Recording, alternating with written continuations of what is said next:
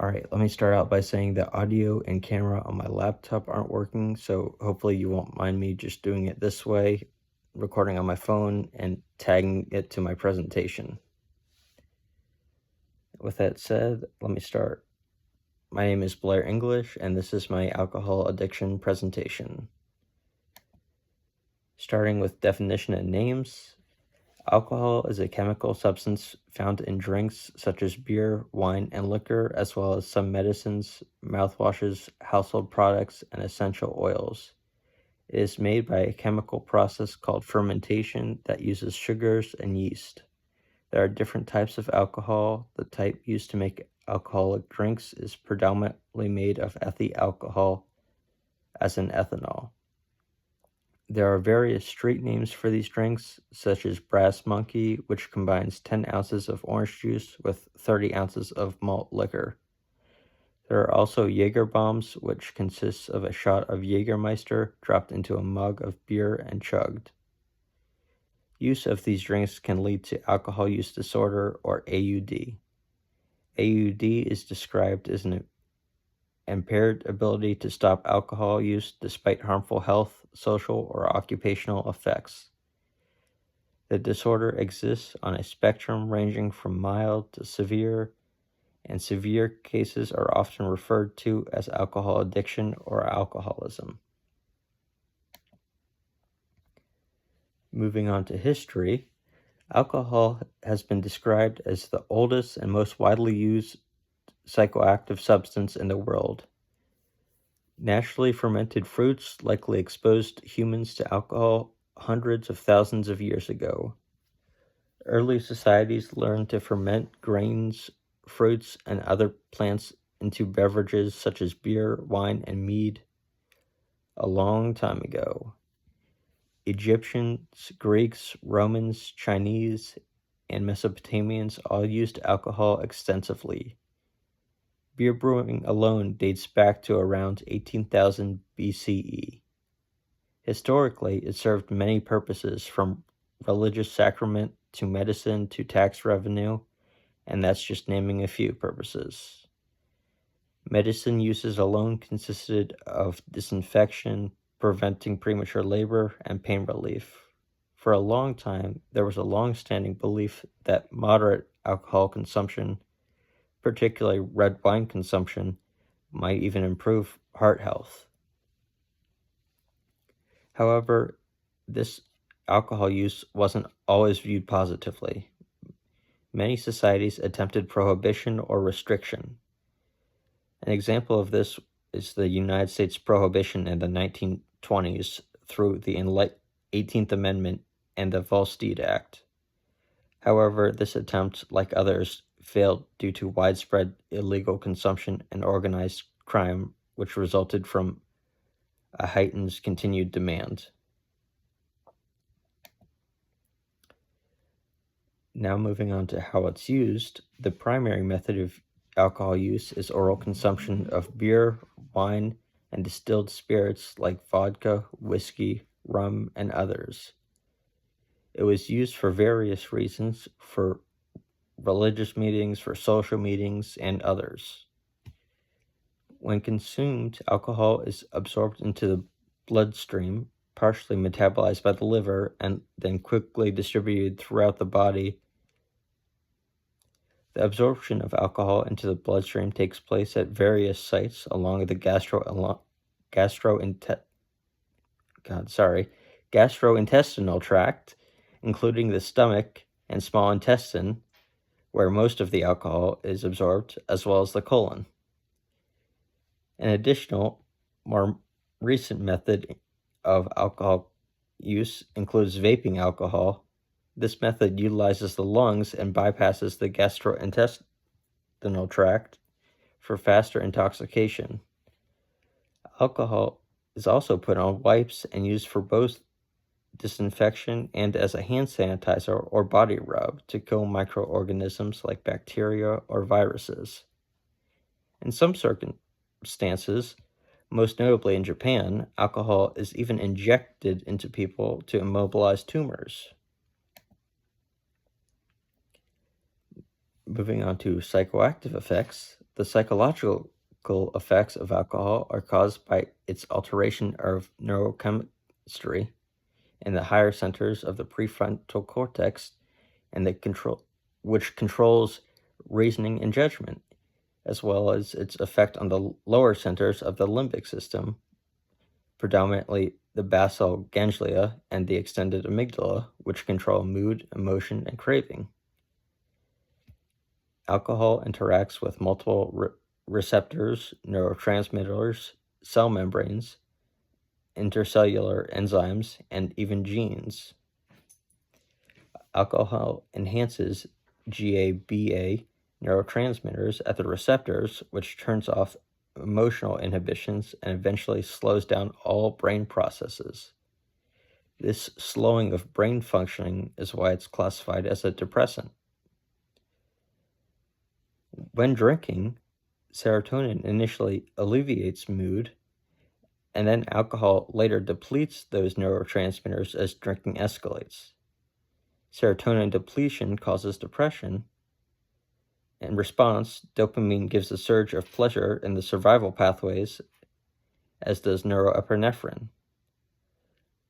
Glutamate intensifies these effects, and thus drinking is reinforced. In addition, alcohol reduces exterior neurotransmitters at the NMDA receptor, a subtype of the glutamate receptor. This inhibits their reactions and affects memory and movement.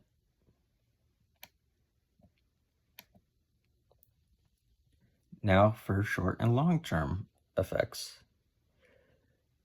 The psychological effects of moderate use depend on the environment as well as the psychological makeup of the drinker. In general, alcohol affects people psychologically by lowering inhibition, reducing tension, increasing self-confidence, and promoting sociability. Yet, for some people who are lonely, sad, bored, or angry, alcohol can cause aggression and violence. There are also short-term physical effects such as reduced coordination, weight gain, digestive problems, and others. Long-term effects would include liver disease, dementia, seizures, heart disease, stroke, ulcers, pancreatitis, paranoia, hallucinations, various types of cancer, and other problems, as if the list wasn't long enough already. Overall, moderate drinkers have a lower risk than heavier drinkers, but it's not risk-free. Moderate drinkers still have a chance of receiving the same effects as heavy drinkers. To clarify what classifies a moderate drinker in the U.S., in the U.S., a moderate drinker is defined as a woman who has 1 drink a day or a man who has 2. And to clarify a single drink would be 12 ounces of beer, 5 ounces of wine, or 1.5 ounces of distilled liquor or spirits. A heavy drinker would be a woman who has more than 3 drinks a day or a man who has more than 4. Now moving on to withdrawal. The presence of true withdrawal symptoms is an important indication that the drinker has developed a tolerance to and a dependency on alcohol. A study of alcohol withdrawal found that after 3 weeks of withdrawal, craving and negative emotions significantly improved. However, control did not. This means that it may take months or even years for the brain to rewrite itself and maintain abstinence. As for symptoms of withdrawal, many involve the nervous system. Minor symptoms of withdrawal include rapid pulse, sweating, hand tremors, insomnia, nausea, as well as others.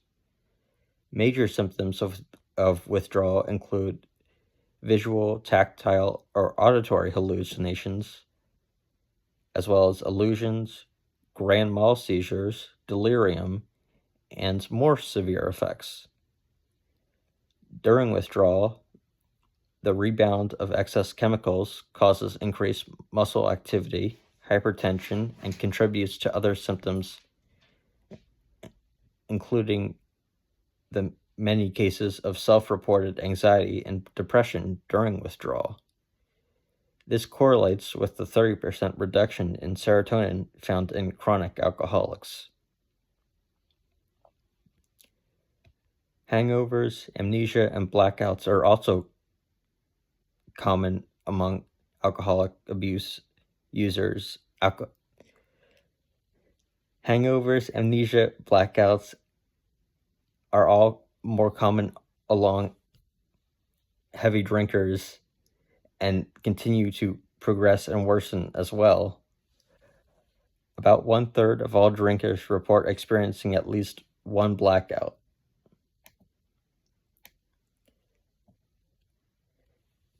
As for treatment options, initial attempts in history to help people with AUD include everything from public temperance movements such as the Oxford Group or Washington Temperance Society to inebriate asylums, which existed in the mid to late 1800s.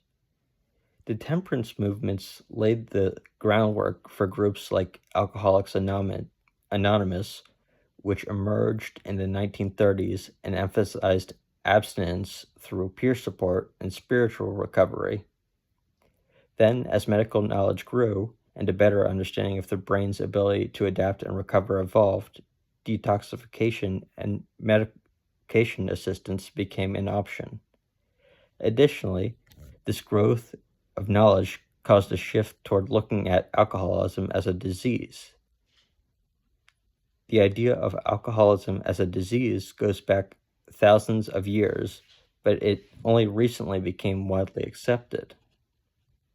Today, options include medications like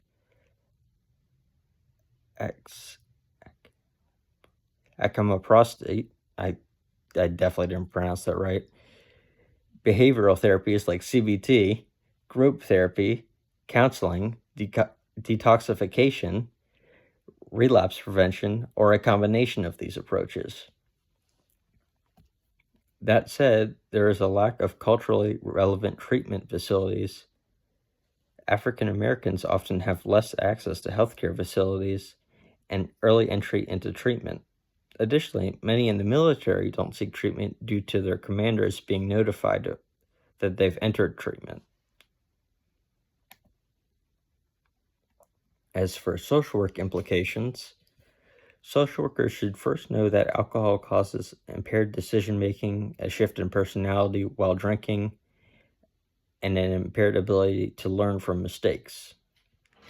Alcohol drinkers under the age 25, in particular, don't have a fully developed prefrontal cortex, which controls decision-making, yet do have a mostly developed limbic system, which controls emotions and cravings. This combination causes decisions to lead to problems that social workers routinely face, like domestic violence, child neglect, mental illness, homelessness, family dysfunction, poverty, unemployment, and more. To combat this, social workers should assess substance use patterns and identify signs of depression and withdrawal, provide education and prevention services, support recovery and relapse prevention, connect clients with treatment and resources, address any relevant mental health disorders, and advocate for vulnerable populations and increase treatment facilities. Overall, social workers should view alcoholism through a holistic biopsychosocial lens rather than simply regard it as a moral failing. And my final slide is just my sources. And that's the end of my presentation.